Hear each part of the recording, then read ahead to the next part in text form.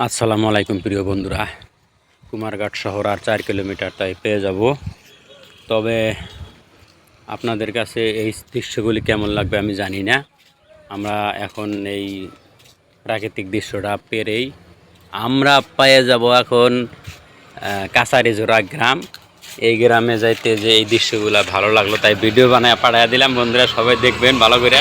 দেখেন কি সুন্দর দুই দিকে পাহাড় কাইটে এত সুন্দর করে রাস্তা বানাইছে। হ্যাঁ দেখেন একদম দুই দিকে পাহাড় কাটে যে রাস্তা বানিয়েছে, এই সেই পাহাড়ের মাছ দিয়া আকাশে ঘন মেঘ, তারপরে দুই দিকে গাছের যে সারিগুলাই আমরা সেই ছোট্ট গ্রামটির দিকে যাচ্ছি, যেখানে আমরা দাঁড়িয়ে চা জল পান করবো। এখানে দেখেন কি সুন্দর দুই দিকে গাছ লাগাইছে, তারপরে খাসি দিয়ে ঘেরাও করে রাখছে।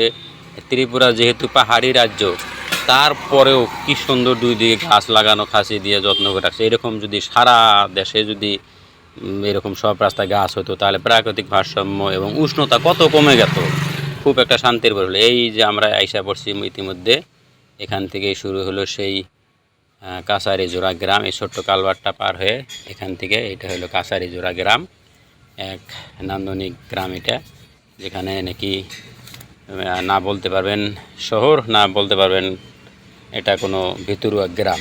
স্বাভাবিক ধরনের এক পরিবেশ এই কাছারিজোড়া গ্রামে। একদিকে কিছু টিলাটালি পাহাড়, সামান্য টার্নিং, সমান চালা পাহাড়ের মতো যেটা।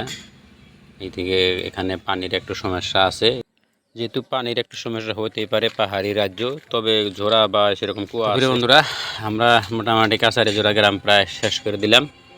এখন এখানে যে কিছু দোকান আছে যেহেতু রোডের সাথে, এই কাছারিজোড়া গ্রামের এই দোকানগুলিতে আমরা দাঁড়াবো, এখানে রেস্ট করব।